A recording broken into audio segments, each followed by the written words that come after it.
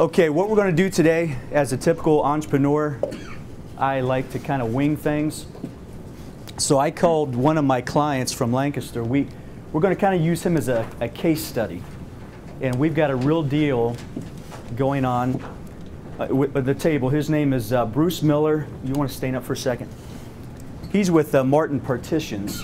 And I'm going to be kind of throwing some questions back and forth. He's actually kind of bank shopping too, so this was good for him to come in from an entrepreneur's point of view. He'll ask a lot of questions that we may not think about because he's just now entering the arena of trying to get money. So I'll ask him details later. In the meantime, I'll introduce the panel. Of course, we all met Jerome Jones with ECDI. We go back a long way, and he's been in the arena. As he said, he hasn't been fired. He's very knowledgeable. So that's why we have Jerome on these sessions. Jason Wells, great guy. He's from Huntington. He's going to give us a perspective from a larger bank. And one thing I can tell you as a small business owner, you want to look at your community bank. You want to look at a larger bank. You want to look at other alternatives. On the end here, we brought in Daniel Jersic. I never pronounced your name right. Did I say that right? That was good, yeah. Okay. He's with Tel Ohio Credit Union. Now, if you've been in the business world, you don't typically think of a credit union as a small business lender. I'm going to let him take the holds on that and tell you maybe what some of the benefits or differences are with that. And then I want this to be open discussion. At any time you can interrupt me, raise your hand. We want to get any question asked. There's never a dumb question. If I was in the audience, I'd be asking I'll probably be asking a lot of questions. So we want this to be very interactive, and also we kind of want to go through a case study. There's some things I want to learn today as well, so I'll be asking questions to try to help my client. One thing we want to stress today is you have to look at your banker as someone you're going to be giving a presentation to. There's a lot of points we stress on preparation, and that's what the SBDC is for. So any of the SBDC consultants you see in the room, if you're getting ready to do a business plan, we can help you with the plan, your cash flow projections, your research development, all those types of things that we're going to be asking the bank what they're looking for specifically. So the way I look at things is it's a game. You have to learn how to play the game to win. And I'm getting ahead of myself, but there's some different things you have to look at. Well, let me ask this real quick. Is it best to come see a banker up front? Yes. Before you're totally prepared and you look really good? What's better? Is it better to be totally prepared or come in with an idea? In my opinion, if you have a banking relationship, even if it's your personal banking relationship, the earlier you bring a banker involved, we can guide you along the way so you don't make mistakes. Now, if you were going down the path of, you want to have all your ducks in a row before you meet with the bank, one of the ways to do that is to get your banker involved early. That's ultimately who's going to be making the decision. There are also avenues such as the SBDC, there's SCORE, and other places that can help you along the way. But the earlier I'm involved, the more I can tell you how I want to see the package, and I'm the one presenting it for financing. Okay, when you're talking about a package, what are the main elements in a business proposal? Your business plan. When I say package, it's really your business plan. Most people think of a business plan. Can you hear me in the back? Most of the people think of a business plan as something that you need to do to get the loan. I just have to give this banker this plan. If it's good, he'll give me the loan. If it's bad, I won't get the loan. That's not how it is. Your business plan is your plan for success. That's why I'm less impressed with a 5-inch business plan done by somebody who puts together business plans with very little input from the business owner, because you don't know what's in the plan. He's written all of this for you to tell you what you're going to do to be successful, and you have no idea what it is. That brings up a good point. How many people have ever gone online and Googled business plan? How many people turned your computer off because it was so overwhelming? Yeah, because they are overwhelming. So then the next thing you might do is Maybe you're looking up a Business Plan Pro and you pay $100 for a package. Has anybody done that? Would you rather see a 3-ring binder of a customized business plan, or would you rather see it like in a Business Plan Pro format?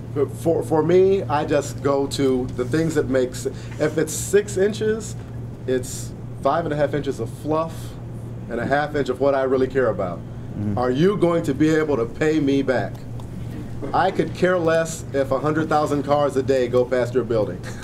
What I care about are how many of those 100,000 stop, and of those that stop, how many buy, and how much they do buy, because that's what goes to your bottom line. I don't care as much about sales. Don't impress me with $1 million in sales year 1, and you make a $5,000 profit.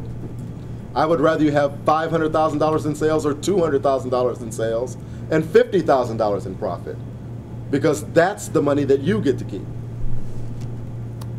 You can make. GM sells a lot of cars. They have sales in the billions. It's that bottom line that they have trouble with, that profit part. Okay, I just, question? Go ahead. I was going to say, Jerome is right. I mean, that's the one thing that the bank is looking for. You have that, you have all that information there, all that market research. But at the end of the day, the bank wants to know, are you going to pay me my money back? And if you can't pay me your money, if you can't pay us our money back, there's nothing we could do. You put a great plan together. Even if you put the plan together yourself, it doesn't mean a whole heck of a lot if the bank's not going to get their principal and interest, their loan payments back. That's what they're really concerned about. In your presentation, you want to get to the point. They have a lot of business plans to review, so you want to give them something. When they open it up, I always write a preface on the first page. Simply state who I am, what I want to do, and what I'm asking for. You don't want them to have to read all this fluff to figure out what the heck you're doing, because they'll just read that and then they'll go right back to your financial statements. And if you don't have it there, probably won't even waste their time reading your business plan. Right. Is that true? That's a great point. True. If you get that executive summary, that first 1 or 2 pages, which should be limited to probably just 1 page, kind of like your elevator pitch, that's the first part everybody's going to look at. They're going to find out, okay, what are you doing? What are you're making a product, you're selling a service, whatever you're going to do. And then we all look at the financial section to say, okay, how are these guys going to make money? Right. How are we going to get our money? How are we going to get paid back? Right. So those are the 2 most important things. I'll make one point. The one part of your narrative that I pay attention to, once I look at your projections in particular, if it's startup business, and I always give this analogy. I met with a company that they sold pastries. They were a small bakery. And his revenue number was pretty good. I thought it was a little high. And I asked to see his menu. And the reason that I wanted to see that is I wanted to see the prices of the items that he was selling. Because once I broke it down, he would have to sell more pastries than McDonald's was selling hamburgers in order to meet the numbers. So your numbers are one thing, but your narrative has to tie into how you're going to make that number. You can't just, I'm going to stay open 24 hours, I'm going to work harder and smarter. You know, it needs to make sense. You know, how many of your widgets are you going to sell on a daily, weekly, monthly, annual basis? And is there seasonality involved with your widgets? Do your widgets sell more in the spring than they do in the winter? Factor all of that in. You're never going to have a month where your income and expenses and revenue is the same. Never.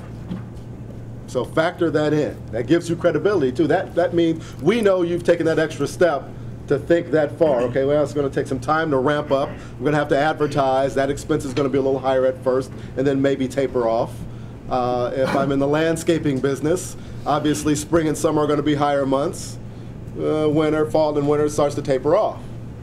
So think about those things. Think about the seasonality. Think about how your numbers, how you're going to reach that. And that's the part of the narrative that we care about.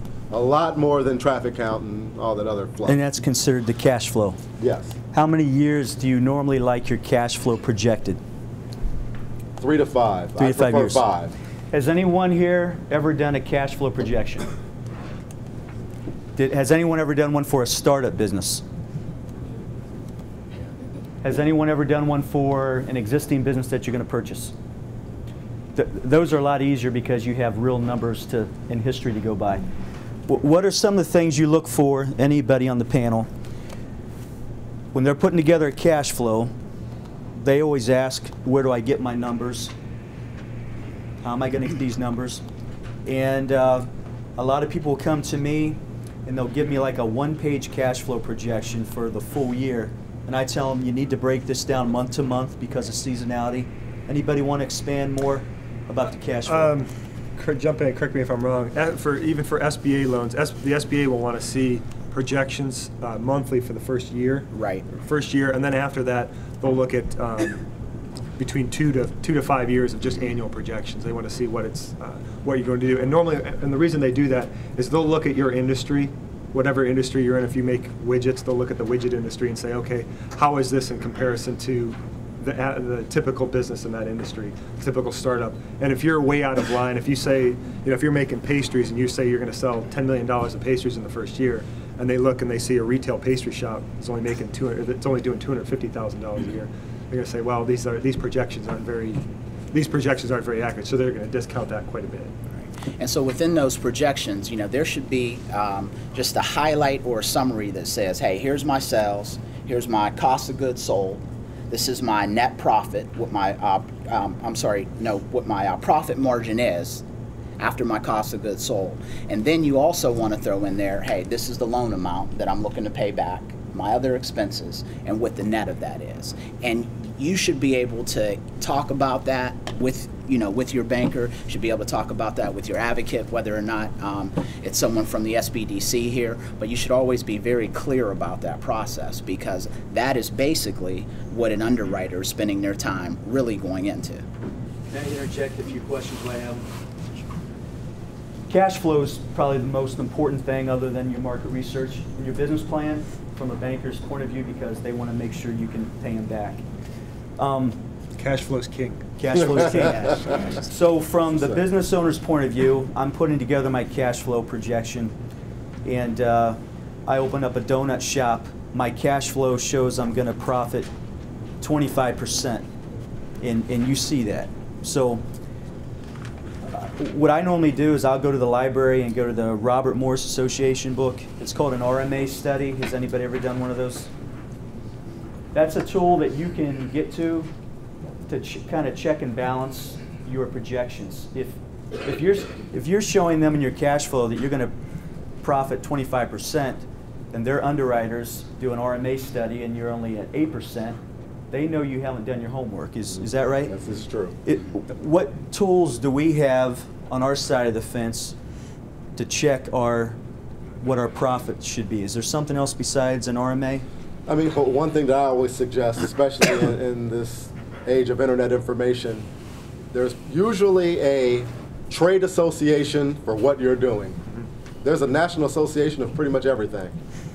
A lot of the time I have found that they can be a wealth of information for your industry. And the reason that they want to help you is that one day you'll become a dues-paying member and help that organization grow. I know there's one for landscapers in particular, just pops to mind, that can provide a lot of statistical information for the landscaping business, and sometimes even in your particular area. So that helps you when I'm looking at that business plan and I'm looking at those numbers, when you can throw that information in there from a reputable source saying, well, typically companies of my size and age do this much in revenue, and you're in line with that, it gives you credibility. What you don't want is to lose credibility right out of the gate with your lender, because we're your advocate. I want to know that you've done your homework, and then I can believe in you. It's all about how you sell it the very first time. Would you mind spelling Morris in Morris? Well, it's now RMA is Risk Management Associates. Okay. But if you just Google RMA.org, I believe it is. Association. When did they? Risk Management Association. Yes. But just Google RMA.org. You can't take that book out of the library, right? I don't think you can check that one out. You can buy it, but it's a lot of money. But now in this online age, you can just pay for the information right online. Yeah. So you can pay for a study. Randy, I will mention another another place you can go, and I'm always surprised how many people can get this information, is they go to competitors to get that information. Sure. I just read a business plan from granted, it's a dentist. He's starting his own practice, but I was amazed how much information other dentists gave him, and he was going to be, you know, within their footprint of where they go, of where he would pull patients. But I was reading through part of his business plan, and I was just amazed how much information he got from those guys in terms of billing, what types of services they do, what types of how they'll charge. So don't discount going out to your fellow business owners, because they're in the same boat as you. They started off at one time, and I'm always amazed how much they're willing to help someone else that's getting into the business, because there's always a little room for That's a great point. One of the benefits of being with the SBDC community is we have, I think Mike probably talked about our free advice site. Anyone in this room should check out our site. It's sbdccolumbus.com. Very easy to remember. You could create your own site, be a member. It's kind of like our Facebook page for our community. But what we find there is we're all in the same game. Entrepreneurs try to help other entrepreneurs. In any of the past dealings I've ever done, especially when I was younger, I would try to find someone who is successful. Like I did a business, my mentor is down in Cincinnati. He loved a young buck coming in and asking me questions. I mean, entrepreneurs like to brag, and he would give me everything, financials, sales, costs, all of his vendors, because he knew I wouldn't cross over to his line. And I have several clients right now where, you know, we don't know everything. Of course, the SBDC, we're a great resource. If you have a particular business, we probably have a client that's been there and done that. And if they know you're a client, we can use them as a referral to also be your mentor. So we do an awful lot of that as well. So that's something to keep in mind. But Right before we go on, another thing along those same lines, it's a good idea for a young company or a startup to set up an advisory board. How? Call competitors and see if there's someone that you know in the industry who'd be willing to help. You can ask your banker, because there's always someone else in your industry. And you, again, as Dan said, you'd be surprised how many would actually volunteer to help. on that note, part of your business plan, I believe, is you should have a page. You could call it an advisory board, but you could just put a page and call it technical and professional support. The bank likes to see that you've rolled your sleeves up and you have a banker, an insurance agent, you're talking to an attorney, accountant, a mentor. You could talk about, I'm using a competitor across town as one of my mentors. They want to see real world experience instead of you just going online and go ahead. Is that irregardless of your FICA 720 secret? Of the credit score? Yeah, that's another great point. We're going to be moving there in no particular order. I knew that was coming. Okay, one thing I need to do, because my brain goes all over the place, we're going to talk about credit, but I want to move back over to Dan with Tell Ohio. I cut you off somewhere. What's the difference between a credit union and a conventional bank? How long have credit unions been doing business banking? Mm-hmm. And do you have anything different that you can offer? At least locally here in Central Ohio, credit unions have been doing business lending for just a few years. The thing that's different than a commercial bank is we always call it a lending box, and banks want you to fit in their lending box, meaning it's a nice straight, it's a clean conventional deal. They want to see that the cash flow's there, your credit's there, collateral's there. They want to see all those things.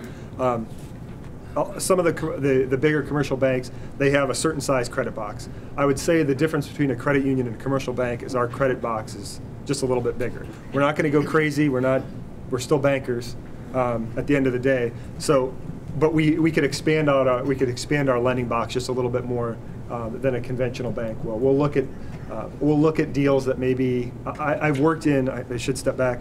I've been in banking for 7 years. I've worked at the larger commercial banks as a commercial lender, so I know what they're looking for, and I know what the credit union is looking for, and it's a little bit more, we're a little bit more liberal as to some of the things that we'll look at. I know when I was at the larger commercial bank, I talked to some of the customers that I have now, and I wouldn't be talking to them if I was at the larger bank, because I knew it's not going to get past my underwriters. It's just not a deal that's going to fly.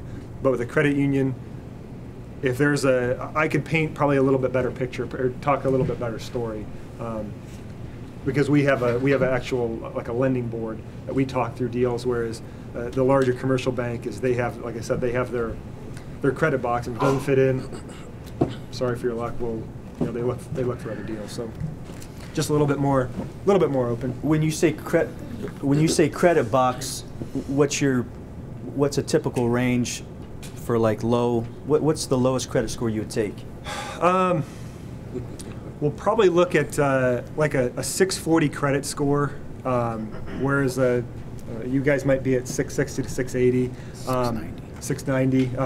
And actually, I should say, especially the larger commercial banks, they used to be in the 660 range where they would do a deal. In the last couple of years, everybody's seen what's happened. The banks have raised that threshold up. We'll also listen to a story if there's mitigating circumstances.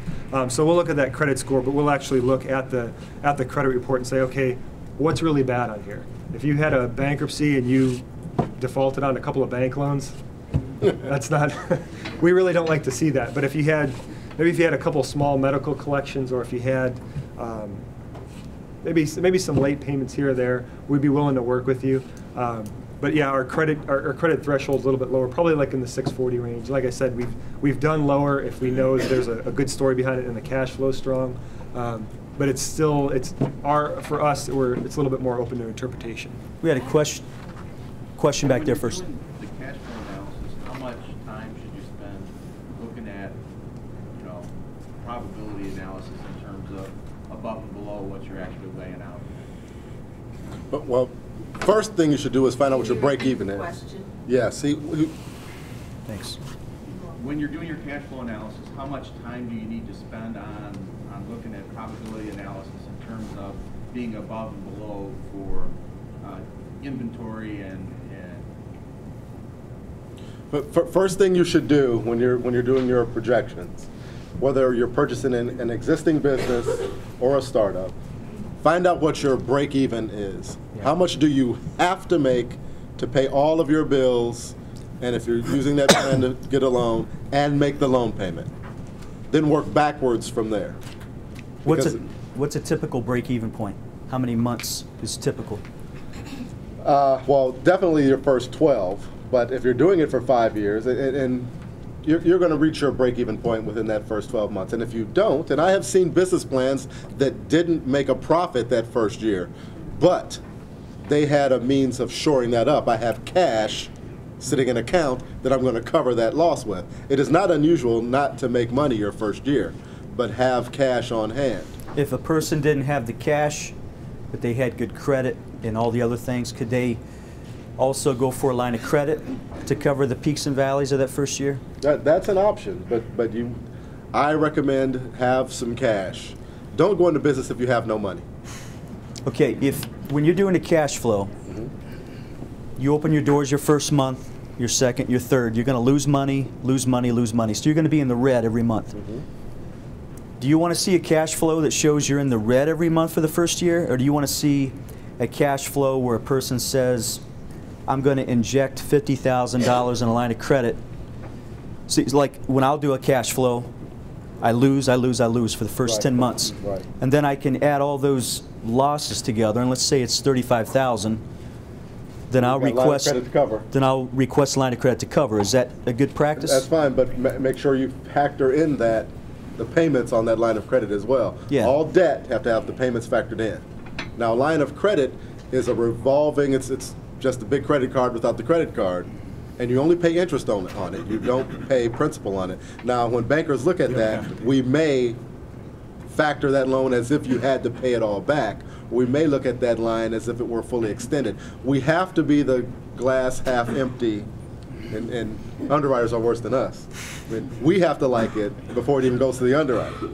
And they're even worse than we are. So we try to look at it as in the worst case scenario, not necessarily the worst case scenario, but if it were fully drawn. So to your point, having a line of credit to shore up those losses is a good idea. Cash is a better idea because it's free. Okay. But have some means to shore it up. Let's talk about the difference between in your cash injections. You mentioned earlier, which is true, typically someone comes to me and we're talking about what their needs are, and they say, I need $250,000 loan. And everyone at first thinks they're just going to go to the bank.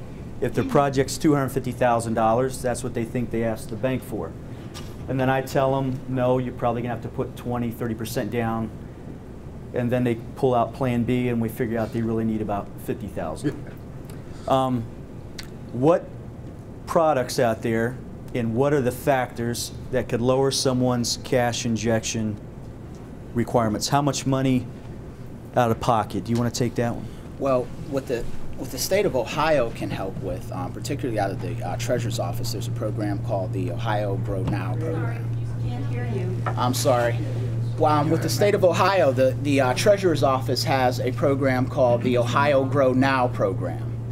And what that program can basically do is it can reduce the rate of interest on your loan. So if your rate for a normal loan would, let's say it's projected to be above 5%, it can reduce that rate to 2.1%, which would improve your cash flow.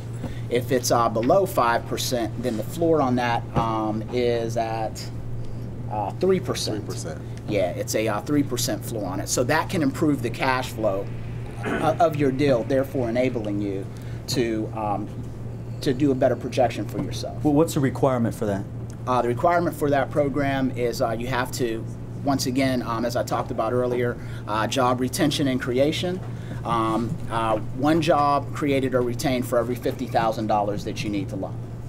Okay, and it goes up to a loan amount of $400,000, and that rate is given to you over a 24-month period. So you can get that rate applied to your standard loan for the first 2 years. Can you use that for real estate? And then you can go to reapply again. Can you use that for real estate? Yes, you can use it for real estate. Okay, I'm going to go to my case study, Bruce. Bruce and I are working on a deal. He's looking to grow his business. He's outgrowing his manufacturing plant. He manufactures partitions for boxes. Corrugated partitions. Okay. He's very lendable, so we're looking for the best product. We're going to be moving into a 30,000 square foot building, probably $700,000 to $900,000 deal. He's probably going to qualify for an SBA 7A, which we touched upon that, but I'll ask any questions about it. If he qualifies for an SBA loan, can we piggyback this Grow Now product? Could we get an SBA and a 3% deduction? On the SBA 7A, yes, you can. What about the SBA 504? 504, you cannot. Okay. There's all kinds of acronyms in the lending world. We can go in deeper in any of this. Jerome touched on some of the products, but if anyone has any questions about SBA loans, we can answer all those today. And I want to go back to that question you had. You remember what it was? I've been pretty chatty. Which question? What was the time? Well, there was one you started to ask a question, and I went back over here. It's been 10 minutes ago. I'll think of it. Okay. Roll the exit in there. Go ahead. The Grow Now program, what limitations does that have? I thought I read it was technology and warehousing only. No, it's not technology. It's primarily fixed asset financing. Now the thing is that you can go on the State Treasurer's website, and it's a quick one-page application, and you can plug in your business information within that application, and it'll shoot it back to you within 24 hours to let you know that you're pre-approved before you even have a loan. So, before you go into the process, you can carry that approval in with you. I might have read something early on where they were trying to figure out exactly where it fit, and that could have been it too. Jason, can you repeat how you accessed what your answer, your reply was? How do you get that pre-approval or? So Grow Now. To the website. Yeah. Grow Now? Is Yeah, that what it Grow is? Now. dot, Ohio. I've got it. It's www.grownow.ohio.gov. There you go. thank you. Yep. And an answer, Randy, could it have something to do with RMA? Was it anything about the RMA topic, risk management? The RMA I was topic. asking something about that, I'm thinking 10 minutes ago when I was asking. Well, the RMA topic is a tool for I entrepreneurs. asked how to spell it. Oh, how to? Yeah. And then, you know, like Morse code. Oh, okay. No, it's Risk Management Associates now, but just rma.org. Just put that in, Google it, or put it in, and Was that before that question? Yeah, I think you got it. You're as bad as I am. Okay. rmahq.org. Okay. RMHQ? RMA headquarters. Headquarters. Okay. That's why I thought RMA is different to some rubber manufacturers. Wow. .org. Google. They Okay. didn't reserve the URL in time. What was that again? I think it's RMAHQ. Headquarters, HQ. RMAHQ. Okay. .org. Thank you. Okay. He made me think of another program when he was talking about a one-page application. In the back of the room, we have David Rivers. David, would you like to stand up for a second? Oh, I'm sorry, he's on the phone. My timing's always the best. David is our key person on the team for getting loans through Baringo Springs Bank. They're an SBA lender in Panama City, Florida. They have a very simple application process, and David's our key contact. I think he was #1 in the country, right, for loans? So after the session, there's a whole different category of loans we may want to talk to David about. Can you real quick tell us about that program and the credit score parameters, what the loan would be used for? Because I'm sure there's a section of this room that we would probably steer towards that type of a loan. What they're looking for is a credit score, low being 640. And right now, they're using a 7A product to get their applicants through this process. Plus, the other thing that they're using, which a lot of banks here in the Columbus market don't use, is a Patriot loan. Now, any veterans in the room? Okay. There's a product, I mean, that's a product that is, I say, grossly underused in this market. There's very few banks in the Columbus market that use that. But regulatory banks use this quite regularly in their market. So, and they go anywhere from like $5,000 up to like $100,000. You know, veterans that need funded. 250. Oh, you guys use it? Yep. Yeah, I'm doing all right. 250,000 it goes up to. I just got that, so that's up to them. I think I might have one on me. But I was going to say, because you have to use every means that you possibly can to figure out what product can I use to make it work for me. But there's something that's going on now that the SBA should be coming out, hopefully within the next couple of weeks, that they're bringing back, hopefully, the Community Express Loan Program, which is a program from $5,000 up to $100,000 unsecured loan products. So we're waiting to hear back from the SBA. That's a key buzzword. Does anybody know what he means by unsecured loan? Yeah. Yeah, you're not putting up collateral. So secured is like, we're going to take your house, your wife, kids, something. Your computer or your equipment as security for the loan. But unsecured is, the best way to go if you can. So what's the difference between those programs and ECDI? Because you go down to like a 640 credit score. I'll take that. And also interest rates. Are the interest rates higher for? Interest rate on a $5,000, $25,000 loan is 8%. It's a variable rate loan, so it could go up each quarter depending upon what Wall Street is doing. And they don't really do lines of credit, right? Pardon me? They're typically loans, not lines of credit. They're They're term loans. 5 to 7 years. Right. Okay. Right. Okay, back to Jerome. with as far as credit scores, and I'm glad you both wanted to touch on that. At ECDI, we're not a credit score organization, so we don't just merely look at a loan and once we pull a credit bureau, if you're a 620, we stop right there. I'll continue because we are not credit score driven. However, and hear this clearly, that does not mean your credit does not matter. As Dan touched on, it depends on why it's low. You could have a 620 credit score and it's due to a large medical collection where you got in an accident and you can't write a $50,000 check, so it damages your credit. You could have a 620 credit score because you got laid off 2 years ago and your bills got behind because you didn't have income. But I can look at your credit bureau. Your credit bureau tells a story. And up to that point of getting laid off, your credit was paid on time. You got laid off and things got behind. You got another job and your credit started to improve again. Your credit bureau tells me that. So there's reasons for it. Now, if your credit score is a 620, it's just because you chose not to pay your bills, you're probably not going to get a loan. And if you have collections and judgments and liens, it's going to drag your credit score down. Now, I can get a loan done if you have some collections on your credit bureau report, but I will require that you pay those off. And also, if you have a low credit score, you're going to have to get a cosigner. The difference between ECDI and a conventional lender, with me, a higher score will pull a low score up. So if you get and this cosigner has to have better credit than you. I want to mention that because people just bring in another body and his credit score is even worse. Well, that makes it even worse. How's it better? So they do have to have a better credit score than you and be willing to cosign for you. At a bank, a cosigner will not help.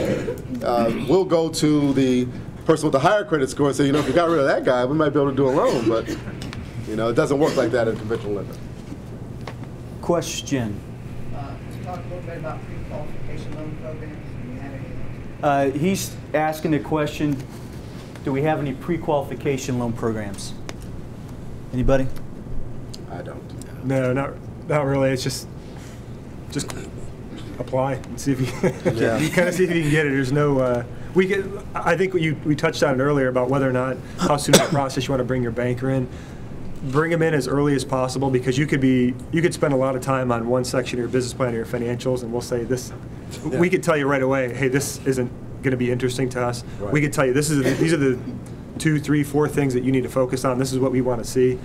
That's why it'd be important to bring us in. We're going to tell you basically, if we're going to approve the loan, these are the things, the items that we're going to want to see. If they turn out good, there's a good chance you get a loan. But if you spend your time, on things that don't matter, it's just like the demographic study. Yeah. Demographic study. Well, that's a great point, and I'll get to you in a second.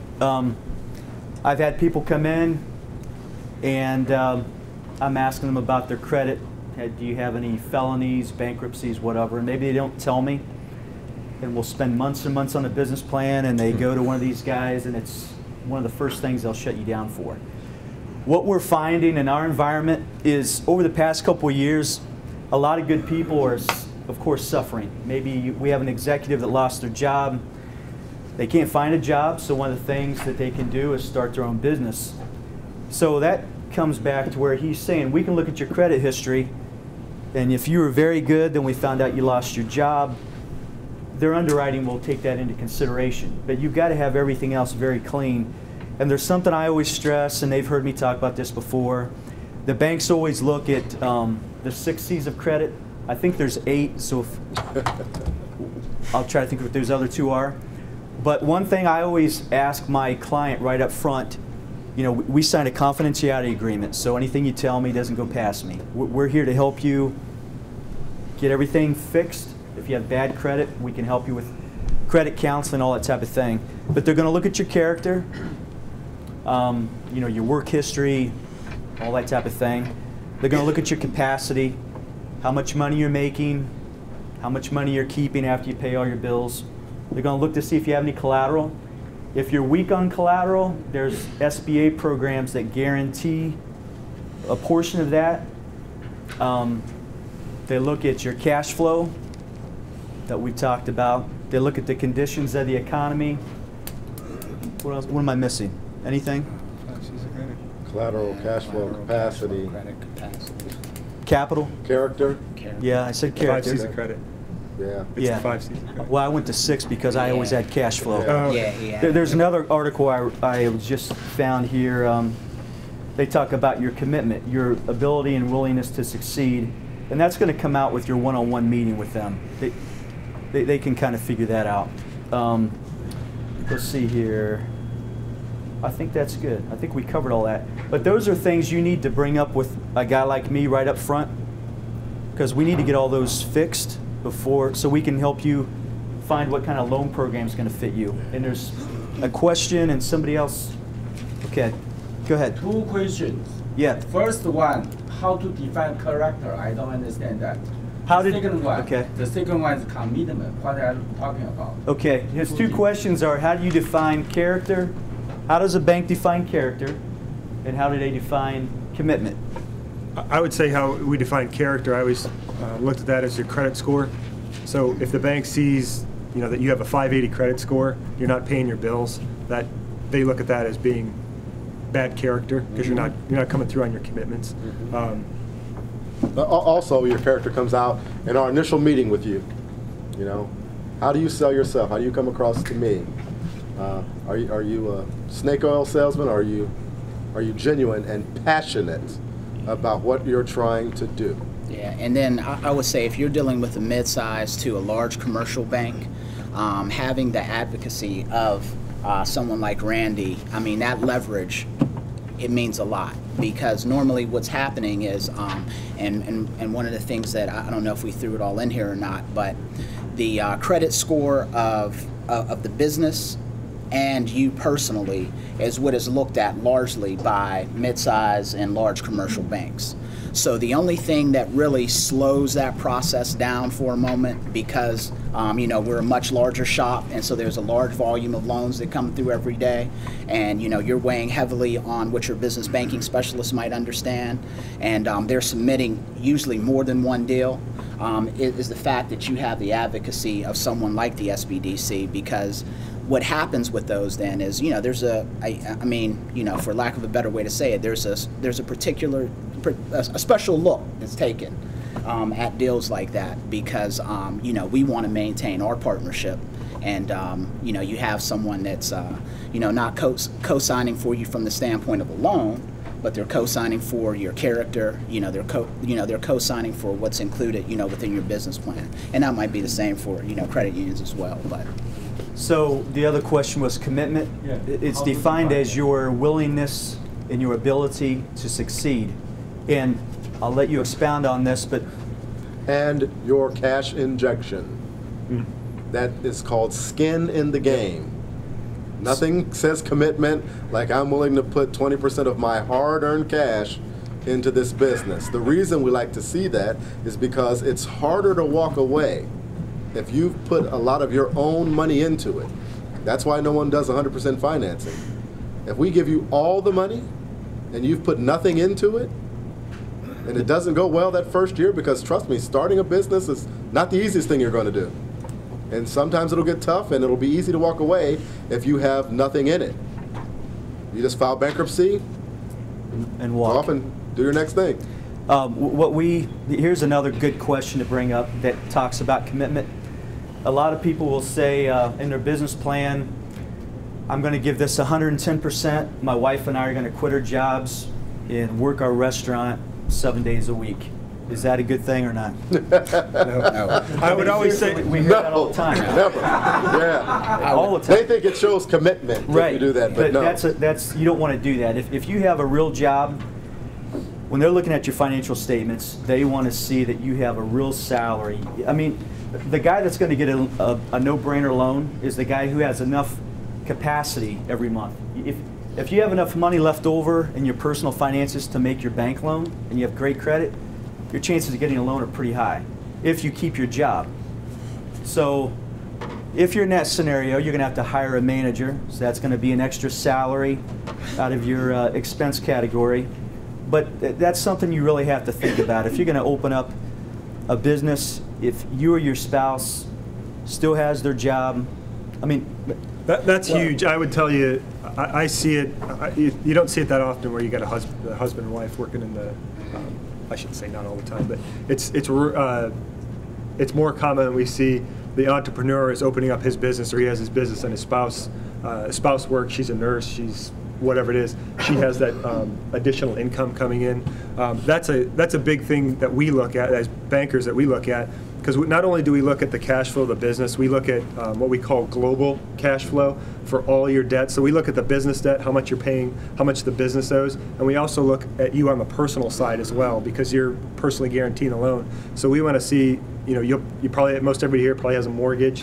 You might have a car payment, student loans, whatever other loans you have. So they want to see that you're able to pay those personal commitments back as well. And it always helps when you have a spouse making whatever it is that he or she makes, to be able to help you service that loan. Because in that first that first year, those first few months, if you're not, if you're losing money, you may have to forego a month or two of salary. Hopefully not too much, but you may have to forego that. And if you have a spouse, hopefully a supportive spouse that's backing you up, that she has that other income coming in, that you guys could kind of float you for the next till you start turning the profit. That's a very important part of this whole thing. I've got 3 questions I have to address in order.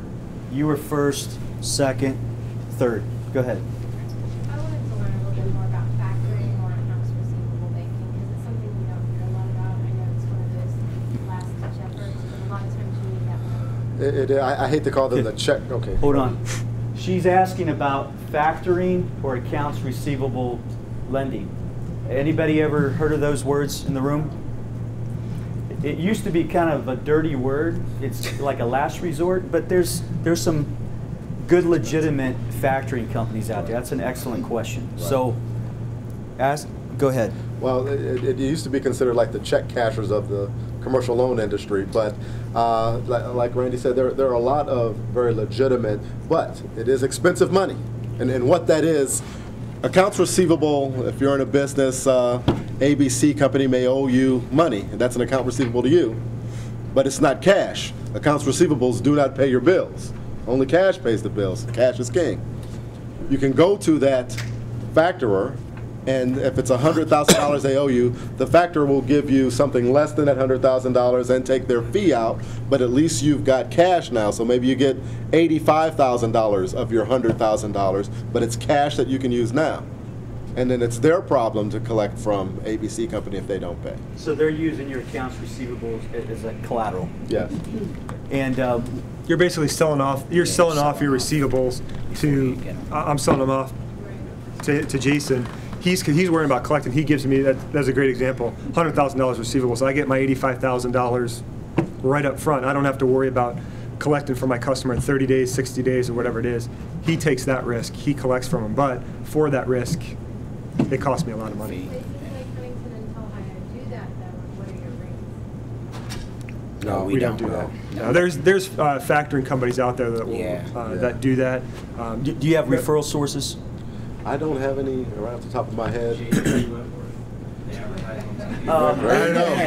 J.G. Wentworth. Is Mike Bauer? I need my money now. Is Mike Bauer still in the room? No. We have some resources. I have one pretty good resource back at the office, if you're interested in that. I know Wells Fargo does it. Yeah, well, there's some local people. I can't think of their names offhand, but I've done some deals with them. I'm trying to, whoever has questions, raise your hand, because I'm trying to get these in order. Okay, you're next. Go ahead. I know we're talking about personal credit scores, but does your business credit score factor in at all? I'm trying to get a loan. That's great. His question is the separation between your personal credit score and your business credit score. Do they both affect the loan? Yeah, from a banking perspective, it's called the global cash flow. And what that essentially is just after the expenses of your business and the expenses of your personal expenses, your cash in and so your cash out, they put the two of those together to see how you'd be able to support a loan. And then they want to know, you know, basically, hey, what that history of repayment has been actually for both. So if there's where do they get the business credit score from? A lot of times there's a company, D&B, Dun & Bradstreet. It is. I do believe it's a service that you pay for, but it's essentially a business credit reporting score, and it's usually a 2-digit number, like 0 through 100, and the lower the score, obviously I think it's the worse off. You want to be like, and I don't know what the parameters are, but some banks put stock into it, others don't, because like I said, it's a service that you have to actually pay for and buy into, and then they'll check with your creditors to see if you're paying.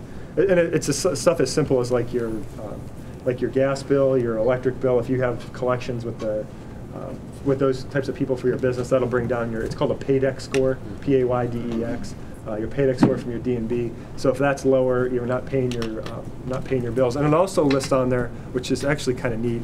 It will list any collections or any negative reporting that your suppliers would do. Like if you were buying cardboard from someplace and you weren't paying within your terms, it'll say does not pay within terms, or he's paying within his terms within they have a certain gray area or time frame that you pay in, that it shows, yes, he's paying within his terms. And a lot of, actually, business to business, before I got into banking, a business I worked for, we actually used the PAYDEX score. We put a lot of weight on that to see how you were paying your other suppliers, your other creditors, that we took that into account.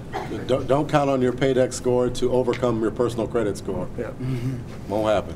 And the people that do weight it, it's not, if on a scale, or on a 0 to 100% scale, they probably weigh it 5–10% of the actual loan, the credit amount. So typically, a sole proprietor, one-person LLC, a startup, they're going to take their personal credit. At what point does a small business get to where you can just solely look at their business credit score? Does that ever happen? I haven't gotten to that point yet. With small business, and I think all we're talking about here is small business lending, and we're probably talking about lending. When we talk about small business lending, we probably talk about lending under $5 million, I would say, $5 million in revenue. So they're always going to look at your personal credit score. And any bank you go to, if you're going to try and get a $100,000 loan, even a $50,000 loan up to a $5 million loan, the bank is going to ask for a personal guarantee. So your personal credit score means a lot. That's usually what it comes. Yeah, that's what it comes down to. And credit score, you have to get a Tri-Merge, you have to get Equifax, Experian, and what's the other one? TransUnion. They're all different, so it's worth your, what is it, $8 a pop to get all three. Yep. You want to get that right out at the beginning when you're thinking about getting the loan, because you'll always uncover something on there that can be taken off to boost your score. Right. So credit's a game. If you have questions, you can ask a guy like me. It's a big black hole that, if you know how to play the game, there's ways to accelerate your credit score. Okay, who had questions again? Okay, I know she's been waiting back there. Go ahead.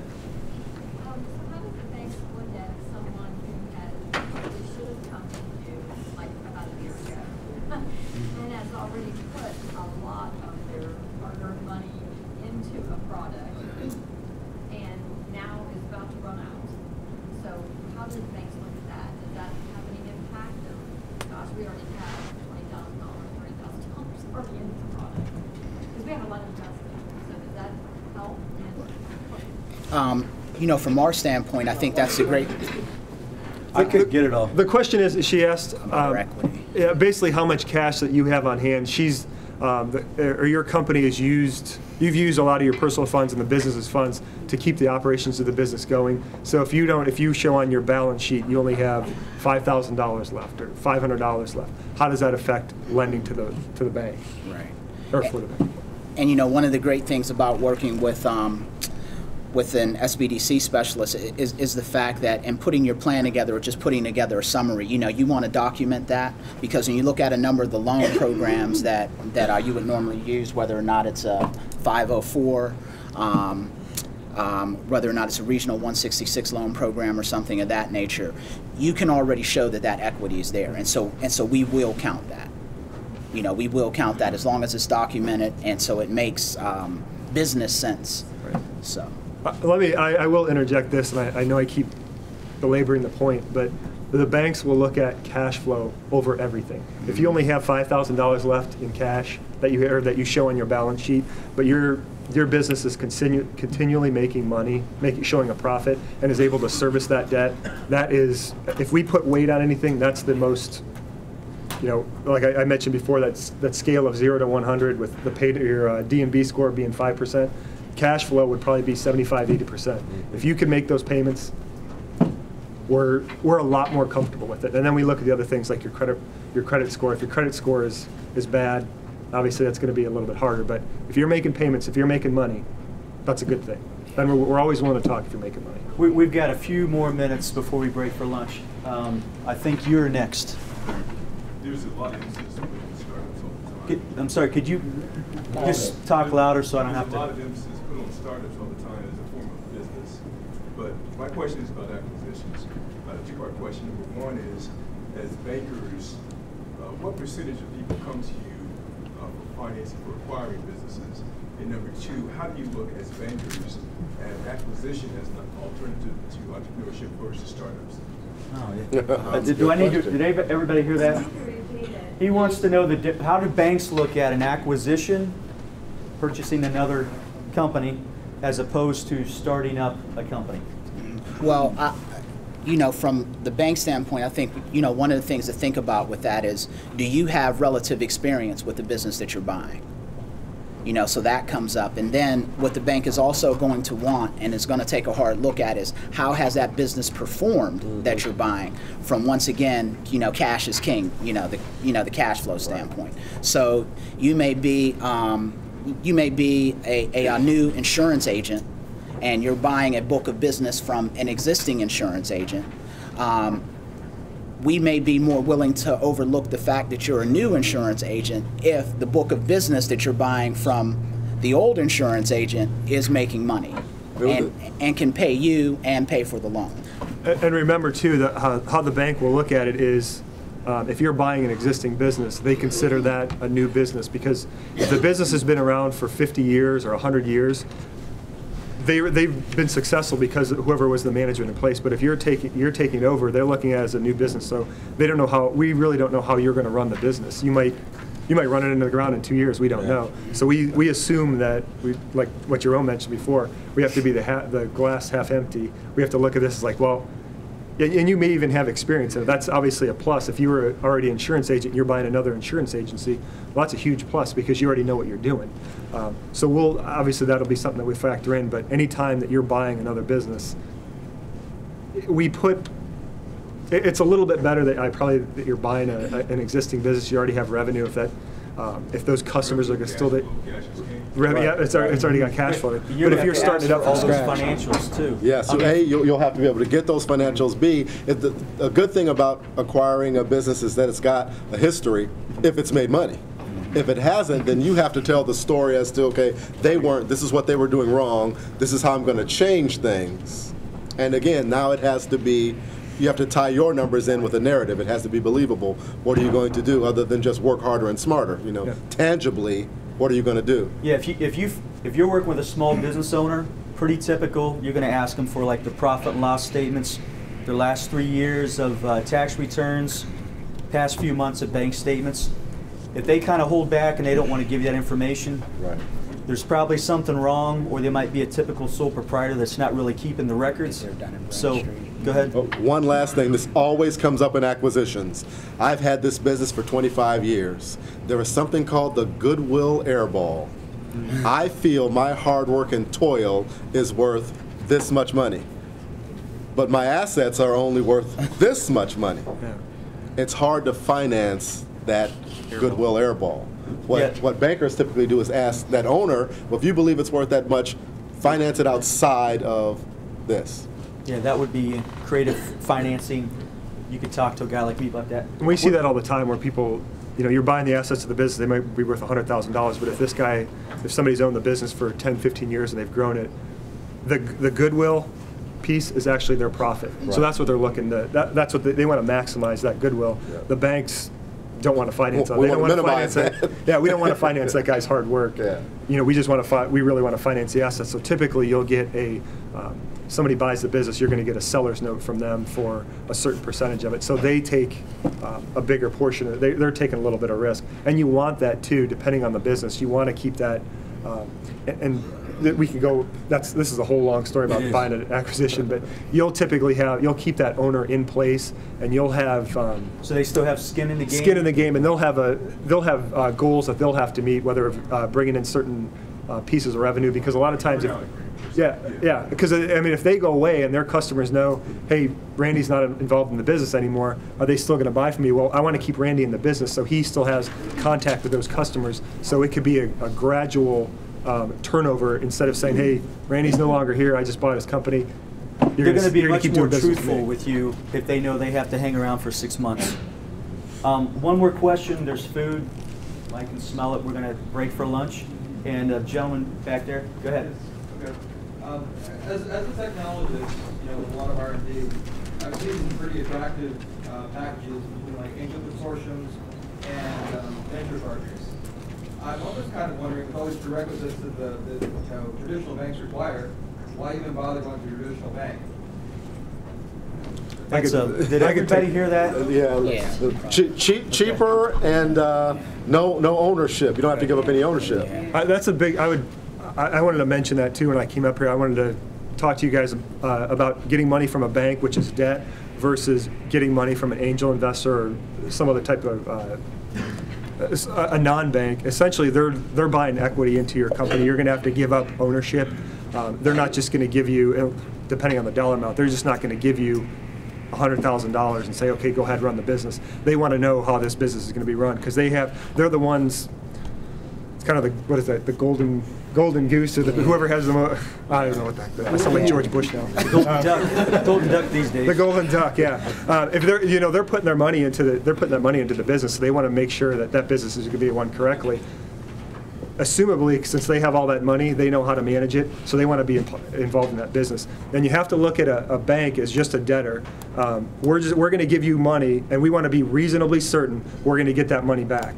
Now, if you're going to invent, if you're a technology company, if you invent the next Twitter or the next like iPhone, whatever product you're going to have.